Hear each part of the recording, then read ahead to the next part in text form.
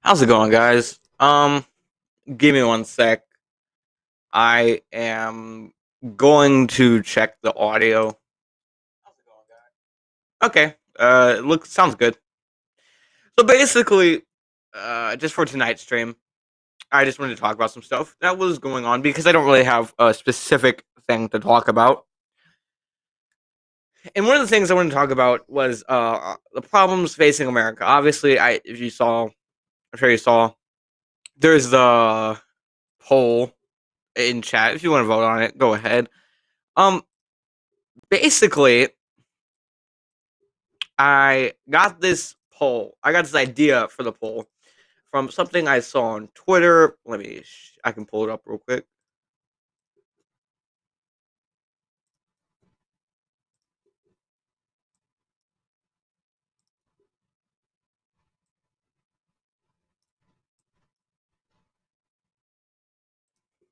Let me give you one sec. I'm gonna check the audio because last night when I was sharing screen, the audio was always like messed up. Okay, it sounds good. So basically, this is from Twitter. This is from Red Lion Politics, and he put out a poll and asking which is the biggest threat. And he said Silicon Valley, China, or Washington D.C. Now, obviously, most of these things are all combined. I think I talked about this recently.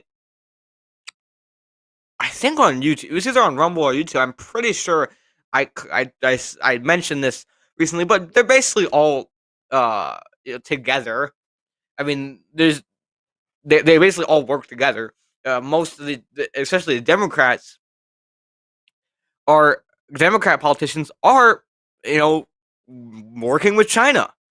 I mean, if we see, I mean, basically, it's not even an exaggeration when you want to say that we're heading towards a Chinese-style government. That's kind of what it's kind of what's looking like. Uh, I mean, not even just the Democrats, but especially the Democrats are heading to, and some Republicans as well. The government in general. So, I mean, they're basically in bed. I mean, the Democrats are literally in bed with China. As I said, Eric Swalwell was caught literally in bed with a Chinese spy, and nothing happened to him. So, yeah, it's a little suspicious. I think it's safe to say that the Washington, D.C., especially the Democrats, are uh, involved with China. And then, obviously, big tech, Silicon Valley, does everything the Democrats want them to do. But out of these three, I said big tech, the Silicon Valley. Because for right now, the Chinese government cannot censor my speech. Right for right now. And at least in the Constitution, the government isn't allowed to censor my speech either. Now, obviously, the Constitution means nothing anymore because they don't care about it anymore, and that's a problem. But I mean, the politicians don't really care about the Constitution anyway. But at least they're not directly censoring you, the government. They're just using big tech to censor you, and that's why I think it's a problem. I think big tech is the biggest problem at the moment because I talked about this when I was on with Don the Pleb. I mentioned this. Big tech is a very powerful tool. It's honestly the most powerful tool any country can use, especially Twitter, because they can push their propaganda and they can silence the truth, which they do. The biggest example we have, it's not even just a theory, we have examples of this. The biggest one is the Hunter Biden emails. Before the election, I believe it was the New York Times broke the story that the Hunter Biden laptop on the Hunter Biden emails. They knew, big tech knew this would be damning to Joe Biden's run for the presidency. So they literally shut down anyone from even like talking about that story. I believe they banned. I'm pretty sure it was the New York Times. They banned the New York Times for like a week for simply reporting on that story because we had to fact check it. You can't say it. We had to fact check it first. I believe you weren't even allowed to like send it to a private message, like on Twitter. You weren't even allowed to send it. They stopped it completely in its tracks. They are dangerous. Big tech is the most powerful weapon we have in our society that any government can use, and that's why it's a problem. And that's why the biggest problem is that they're in the pocket of the Democrat Party. So that's why I just wanted to bring that up. That's why I have the poll. You can vote for the poll if you want in the com.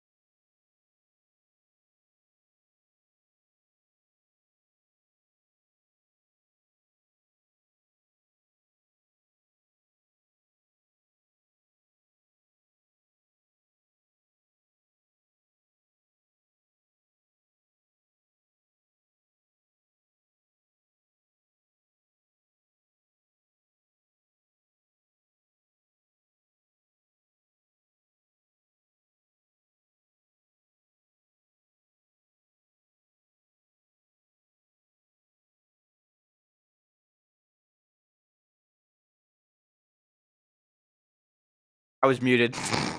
Sorry. I just realized I was muted. Um, where was I? So let me start from the beginning since I was muted. Um, so I had something else I wanted to get to as we're talking about Twitter is I could have gone that whole time being muted. I wouldn't even know. So something else I wanted to talk about on Twitter is I got in this argument with this woman on Twitter, and we started talking. It started with something about Dr. Fauci, and it went all the way down to like feminism and the equal pay and whatnot. And this woman was angry that I suggested that the so-called gender wage gap was a myth. It doesn't exist. It's not true. It's made up. It's a made up argument that's been debunked multiple times. Like it's not even that hard to argue against it. But she's brought up something how she's fighting for equal pay for women. And I was like, yeah, go out and fight your imaginary battles, something like that. And then she started arguing about it. And the easiest way to debunk this argument, they always talk about that women are getting paid less. Well, there's a couple arguments to make there. Okay, one, it is illegal for a business to pay someone less based on gender. I believe it was the Equal Pay Act of 1963, if I'm not wrong. Wait, wait.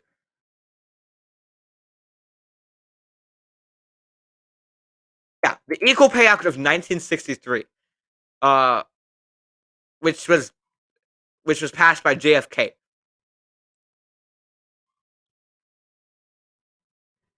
which made it illegal for you to pay women less simply because they're women. So one, it's illegal for you to do that. So if you're claiming that you were getting paid less simply because you're a woman, you realize you have a case on your hands. Why aren't you suing? They always argue, oh, the patriarchy, whatever. Okay, so if you don't want to accept that, here's the second argument. If employers were getting, they always say it's 77 cents to the dollar. So for every dollar a man's getting paid, women are only getting paid 77 cents. If businesses are getting away with paying women less for doing the same work, that's what they always say, they're doing the same work, but getting paid less, simply because they're women, then every business in America would be hiring only women. And I told this person that, and they are like, "Oh, are you serious? Do you not understand?" No, do you not understand? It's basic business.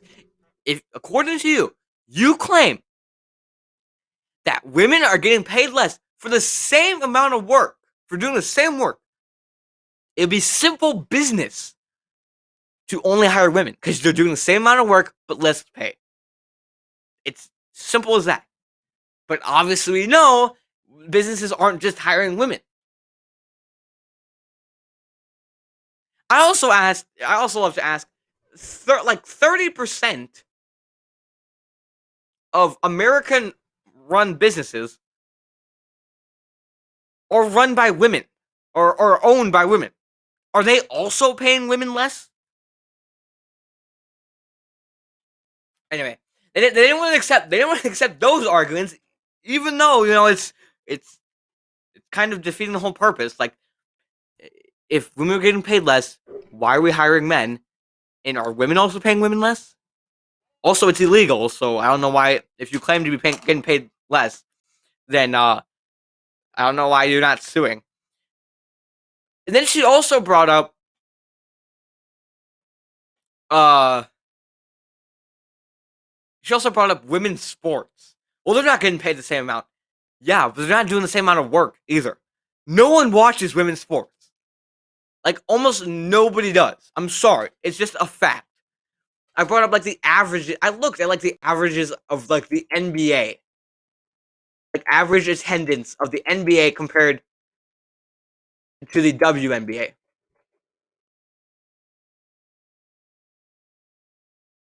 The average attendance of the average regular season attendance at games of the Seattle Storm, the winners of the 2020 WNBA finals, stood at 7,562 during the 2019 regular season. So this was before COVID.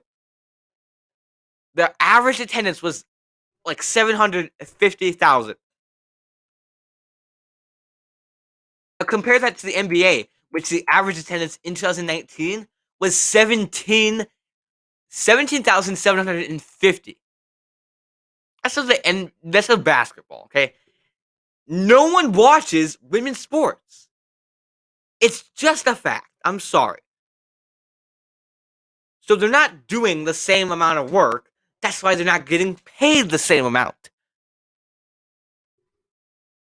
And then she got mad that I brought up no one watches women's sports. But then she brought up some article, which let me find it.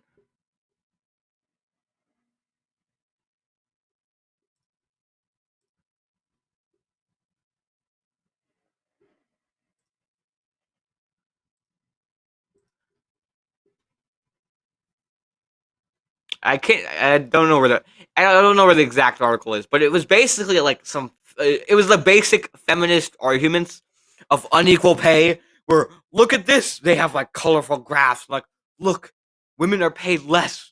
Oh my gosh, and it's obviously because of discrimination. It's the left playbook. If there's anything unequal, it's obviously because discrimination. Well, I brought up multiple articles. One of them being a smaller, like, newspaper uh, out of Boston, the Suffolk Journal, which talked about the gender wage gap is a myth. And she said, "Oh, that's a small newspaper. I don't want that." So I brought up Forbes article, which also talks about this. But she also, "Oh, that's just opinion." It's like, okay, but everything they say in the article is disproving everything said in your article. It's explaining why women are getting paid less. Women are getting paid less, but it's not because they're women. It's not because of discrimination.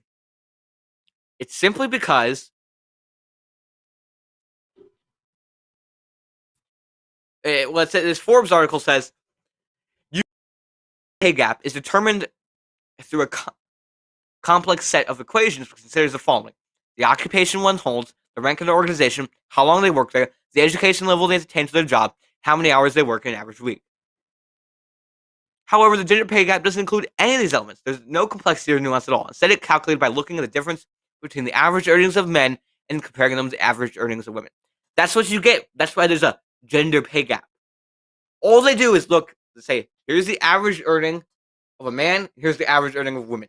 Women get paid less, there's a gender pay gap. Well, no. It's because men are more likely to work harder jobs, work longer hours, and I believe are more willing to ask for a raise. That's why they get paid more. But it's the basic feminist like argument that women they want to make themselves like victims. And even if you say, "Hey, look," they should be happy if you say, "Hey, look, you're not a victim." They get mad at you if you don't say they're victims. They want to be victims. So yes, the gender pay gap is a myth. She also brought up like the White House signing an Equal Pay Act, which one is stupid because again, there's no wage gap. Also, if the 1963 Equal Pay Act, according to you, did nothing because you claim they're still getting paid less, then what is another one going to do? It's just these dumb like feminist arguments that they're just they're just uh like wanting to be victims. Like I said, they're just looking for something to like. Oh, I'm a victim. Oh no.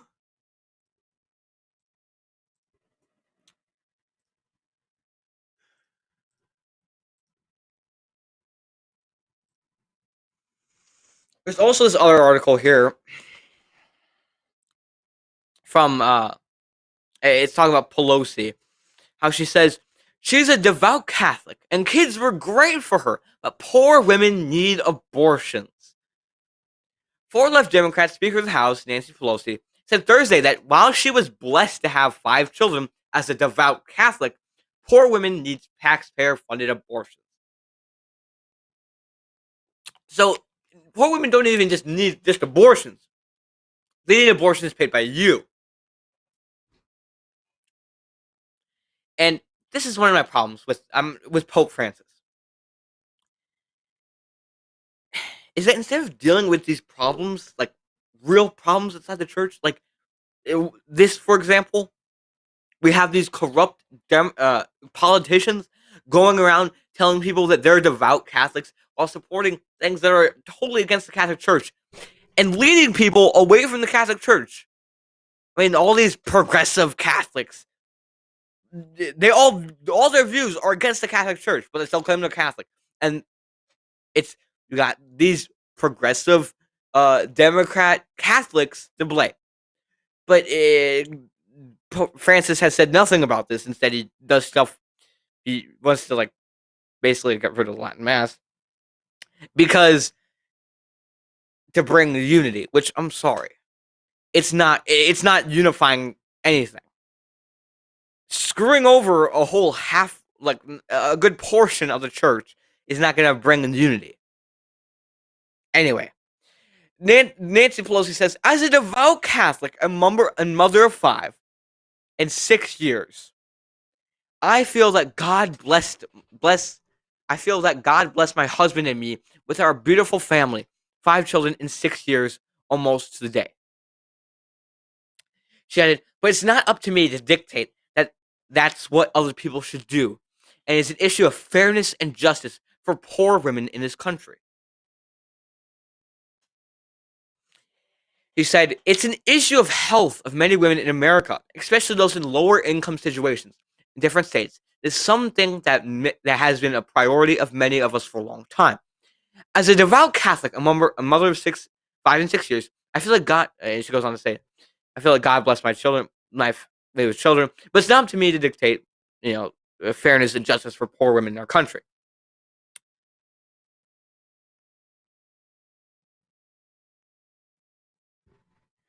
And you want the number one one of the leading factors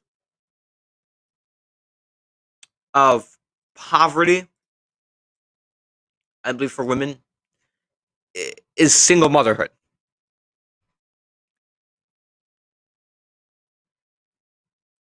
So what they these people talk about how great single motherhood is and single parents, they're so strong because they're feminists and they're independent. Because being independent makes you a strong human being, I guess. Just like saying diversity is our strength. And then it makes them poor. And then, oh, they need abortions because we don't want any poor kids. I mean, honestly, this is kind of the argument they're making. Like, oh, and this is an argument they make all the time. They're always like, well, it's not right for these children to have to grow up in these poor households. I mean, they're literally arguing by saying, you're poor, you don't deserve to live. We're going to decide if you live or not because you're poor.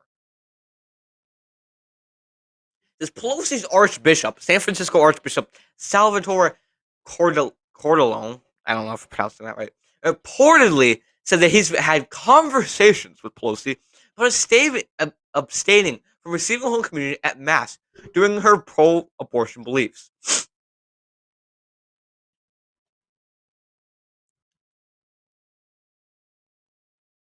The American Life League blasted Pelosi, pointing out that nowhere in the Bible does Christ teach that charity for the poor includes killing their children. I mean, this is what they say. They literally it just blows my mind. These arguments that these people make, basically saying you're poor, you would have grown up poor, so we're gonna decide if you live or not. It's not right for you to live simply because you might not have been rich. It's like, do you not understand what you're saying here? And I have a simple solution. Very simple. You know how this stuff doesn't happen? If you can't afford, if you're too poor to afford children,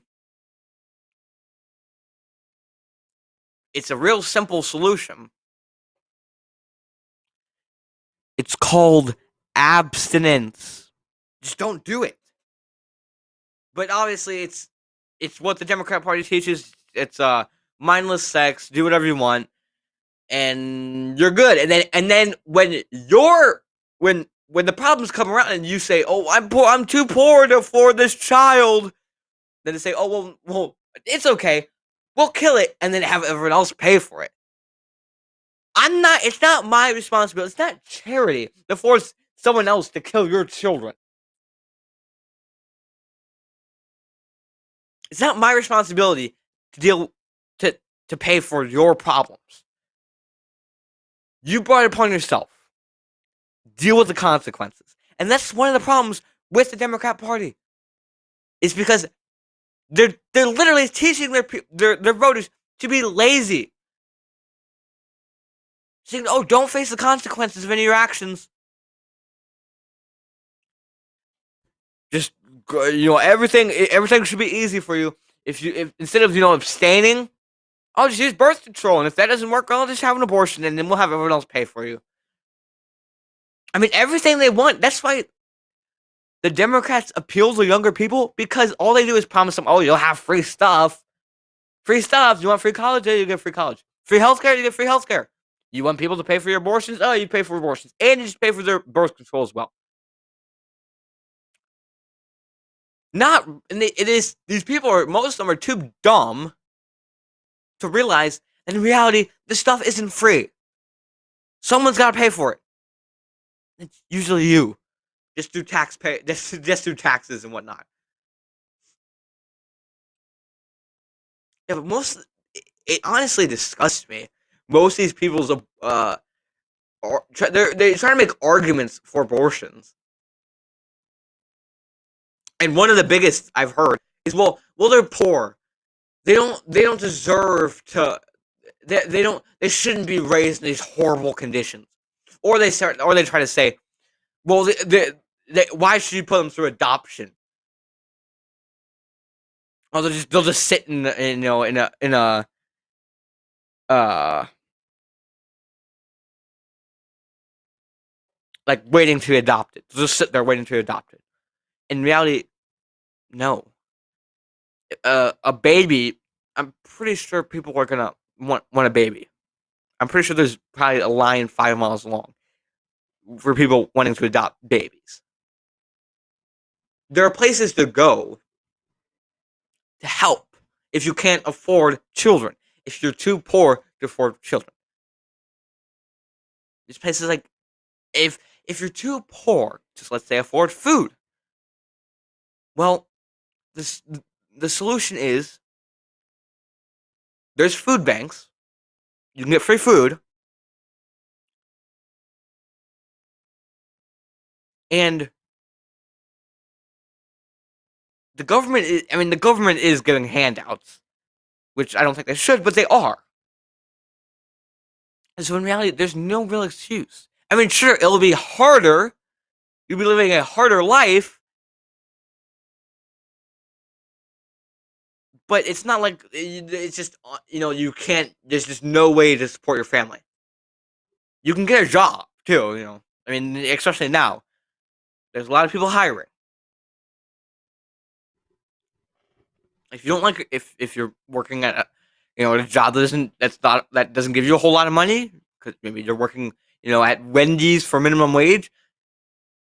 If you need more money, get a better job. In the meantime, you can't afford kids. Don't have sex.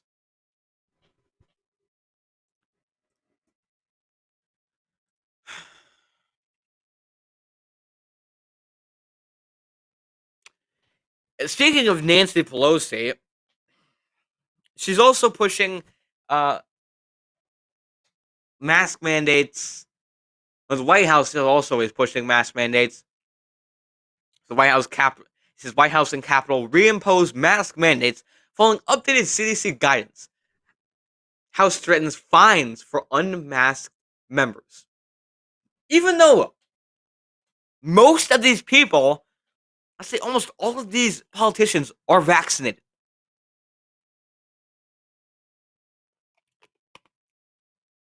It just shows it's the White House and the United States Capitol have both reinstituted mask mandates in the light of the Center for Disease Control and Prevention's revised mask wearing guidance. The House has also issued a threat of fines for members of Congress who are caught without a mask. Capitol attending physical physician Brian Monahan said late Tuesday the House of Representatives is reinstating the mask mandate. There's like a gnat around here. And therefore, the threat of fines to members who don't comply, following updated guidance from the Centers for Disease Control and Prevention on the Delta variant of the coronavirus. Now, I'm not going to say much here because it's YouTube, but a lot of this stuff is BS. I'm trying to get maybe a Rumble video out Saturday, which if you want to check out my Rumble, is linked in the description. I'm going to try to get a Rumble out Saturday, but this whole Delta variant, it's BS. It's BS. The Delta variant is BS. The White House also appears to have. Wait 1 sec. Okay. I just remembered. I was like, I hope I haven't been talking this whole time and was muted again, like earlier. I was like, that would be bad. It's just one of those things you just think about all of a sudden you're like, oh, I hope I'm not. I hope I didn't actually keep myself muted. A White House press representative was seen Tuesday swapping a sign saying people required to wear masks if vaccinated, unvaccinated, with another saying masks are required regardless of vaccination status. What have we been saying? What have I been saying? It doesn't matter. There's no going back to normal. They kept saying, oh, just do this, we'll go back to normal. Do this, we'll go back to normal. Now they're saying, well, it doesn't matter if you're vaccinated or not. You guys wear a mask anyway. There is no going back to normal. And we were all duped into thinking it was. Now, some realize this long before others. But I think a lot of people have realized this. Some people don't want to accept it, and maybe some people like it. But I think most of us just realized now that yeah, it was never meant to go back to normal. The CDC has largely rescinded its recommendations for indoor mask mandates earlier this year after cases of COVID-19 dropped dramatically across the country and vaccination rates inched up. On Tuesday, however, amid concerns about the disease's Delta variant, the CDC revised those mask recommendations, again, suggesting that individuals who live in areas with an outbreak of the Delta variant return to masking when indoors, even if they're fully vaccinated. It's BS. It's what I've been saying for a long time. All these people were like, "Oh, it's," but like I said, they've convinced their voters it is moral for them to wear a mask. They are morally superior to someone who doesn't wear a mask. It is morally right for them to wear a mask. That's why they're so big on wearing masks, even if they're vaccinated. Because I don't want to be seen as an unmoral person. I don't want to be seen as a Republican who's just a jerk to society. I mentioned before, Indiana University is to honor Fauci with Distinguished Leadership Award. Indiana University School of Public Health Bloomington has announced it will be honoring Anthony Fauci, the country's top infectious disease doctor, with an award for his work in HIV/AIDS prevention as a leading expert during the ongoing pandemic. According to the school's announcement, the award, also dubbed the Ryan White Distinguished Leadership Award, honors recipients for their contributions to HIV and AIDS prevention, for exemplary barrier of the standard of excellence and commitment needed to combat HIV and AIDS. Now, I understand they're giving this award for his work with AIDS, but it's honestly, people just love kissing up to Fauci now. Because honestly, all the people who wear the mask still, especially if they're vaccinated, see Fauci as like they're basically a god. I'm not even kidding when I say that. They basically see him as, this all wise, all knowing. He's a doctor. You can't question him. If you want to see, I actually have on my Instagram. You can. It's also linked down below with all my social medias. I put a video on my Instagram yesterday, which is just showing how flip floppity Fauci has been, still is. But yeah, if you want to see that, you can check my Instagram down below. It's one of like the top videos there. And finally, I think for tonight, I just wanted to cover some stories for tonight. Rand Paul sends criminal referral for Fauci to Department of Justice. Now, is this going anywhere? Probably not. It is very very small chance, like super duper small chance. Like I probably have a greater chance of dying from COVID than this actually going anywhere. And my chance of dying from COVID is very small. Senator Rand Paul officially sent a criminal referral to the U.S. Department of Justice late last week over Dr. Anthony Fauci lying to Congress. He did. He lied to Congress. We have the emails. We know he lied. He claimed he did not fund the gain of function research. He had no part in that because he doesn't want to be involved with COVID when it comes to responsibilities for COVID. But we have the emails. We know he did it. And he lied to Congress. Wasn't it Roger Stone? Was that who it was? Who lied to Congress and his house was raided by the FBI? I'm pretty sure it was Roger Stone. Well, when is the FBI raid on Fauci's house? It's never gonna happen. Again, like I said, I doubt this is going anywhere because they see Fauci as their god.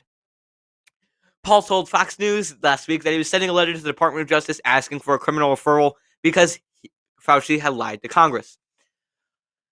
Paul sent a letter to Attorney General Merrick Garland alleging that Fauci has potentially violated 18 U.S. Code 1001, which states whoever makes any materially false, fictitious, or fraudulent statement or representation as part of any investigation or review conducted persuasion to the authority of any committee, subcommittee, commission, or office of the Congress, consistent with applicable rules of the House and Senate, is subject to criminal fines and imprisonment of up to 5 years.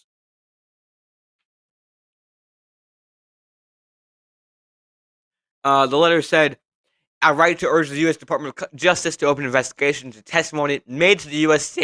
Senate Committee on Health, Education, Labor, and Pensions by Dr. Anthony Fauci, director of the National Institute of Allergy and Infectious Diseases, on May 11, 2021. As one of the institutes that compose the National Institute of Health, funds the NIH funds many scientific projects both in the U.S. and elsewhere.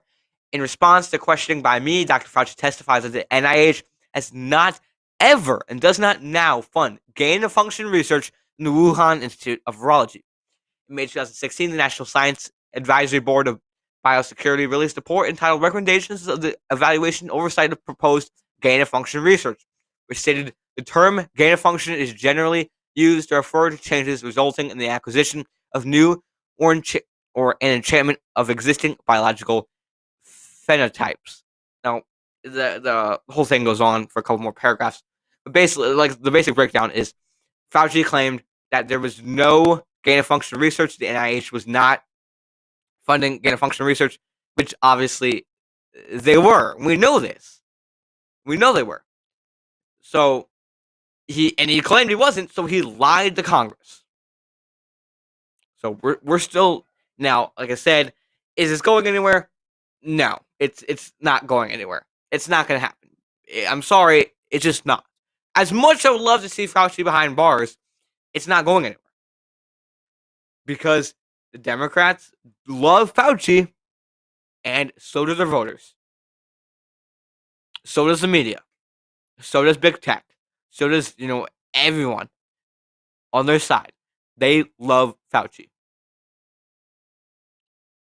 See him as their god. So, though I like what Rand Paul's doing, I just doubt it's going anywhere.